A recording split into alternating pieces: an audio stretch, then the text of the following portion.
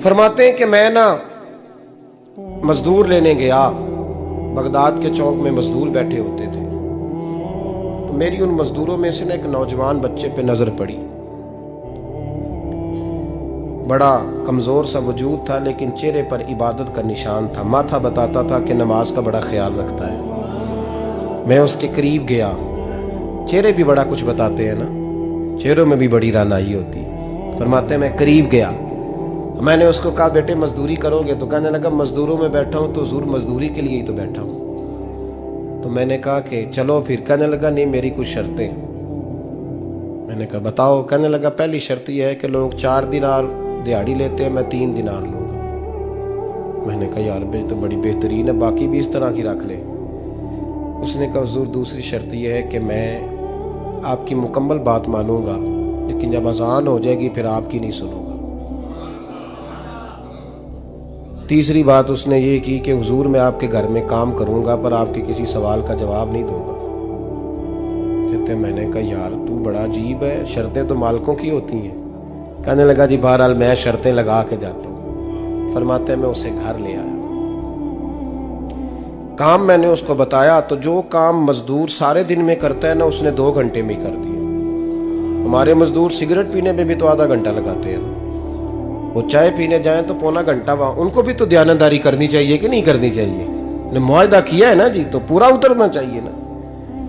कहते 2 घंटे में। अब काम जब बंदा शुरू कराता है तो काम और निकल आता है। कहते काम मैंने उसको और बता दिया, वो करने लगा। उसने मिट्टी निकाल के रखी थी बाहर रास्ते में, तो अजान हो गई जोर की। उसने वहीं कुदाल छोड़ी कही और चलने लगा। तो मेरा बेटा कहने लगा इसको जरा बराबर कर दो। कहने लगे चुप कर जा, तेरे बाप से बात हुई थी, जब अजान होती है तो मैं किसी और की नहीं सुनता, सिर्फ अल्लाह रसूल की सुनता हूँ। कहते मस्जिद चला गया, नमाज पढ़ के आया तो दोपहर का वक्त था। मेरी बीबी कहने लगी इसको को खाना खा ले।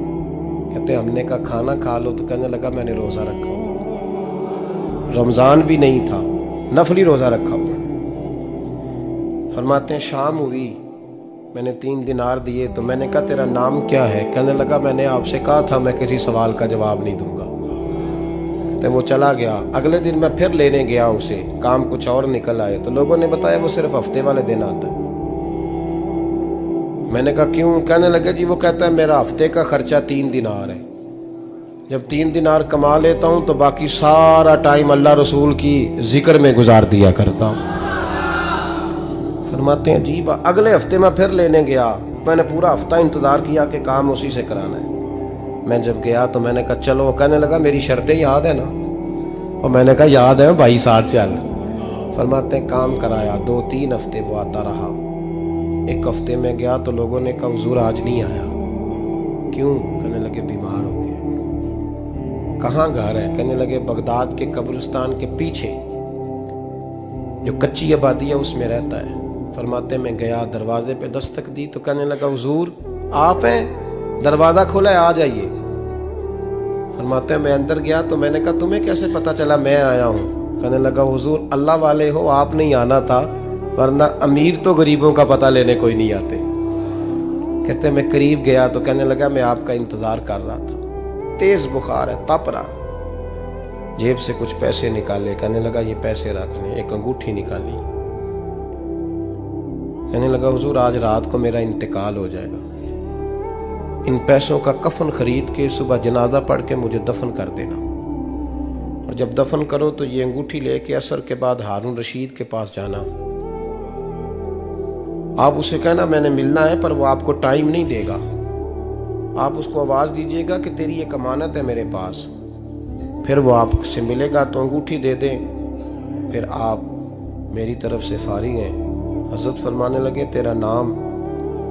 और कहने लगा हुजूर वक़्त थोड़ा है,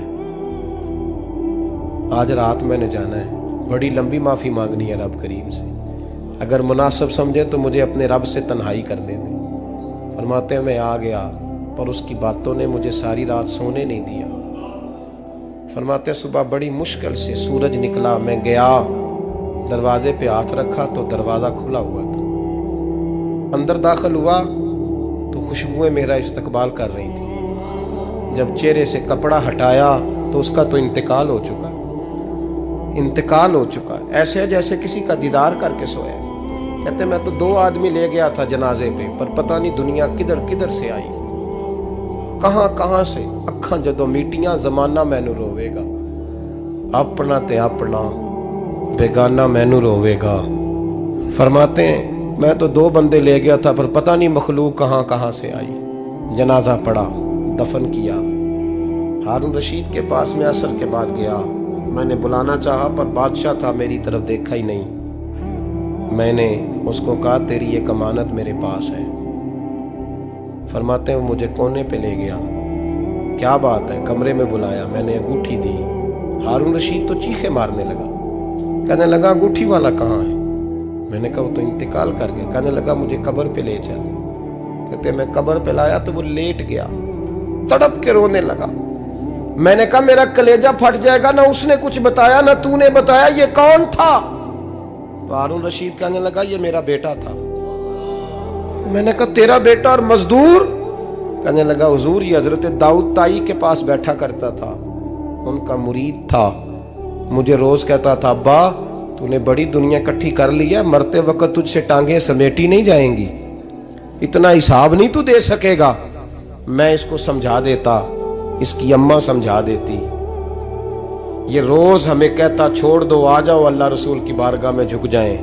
हम समझ। एक दिन ये चला गया, कहने लगा फिर तुम्हारा रास्ता और है और मेरा रास्ता और है। ये सोने की अंगूठी गलती से इसके पास रह गई थी, गलती से हीरे की अंगूठी चली गई। कहने लगा देखो मेरे बेटे ने आज वो भी वापस कर दी है। फिर तड़प के कहने लगा हारून रशीद था तो ये मेरा बेटा, पर मेरा मुर्शद निकला, मेरा पीर निकला। भाई जिंदगी तो बड़ी थोड़ी है ना। बाबा साहब ने कहा था उठ फरीदा सुत्या, और दाढ़ी आ गया पूर, अग्गा नेड़े आ गया, पिछा रह गया दूर। उठ फरीदा सुत्या खलकत वेखन जा, मते कोई मिल जाई बख्शिया ते तू ही बख्शिया जा। उठ फरीदा सुत्या झाड़ू दे मसीत, तू सुते रब जागदा, तेरी डाडे नाल परीत। मेरा रब हमें भी अपनी बारगाह में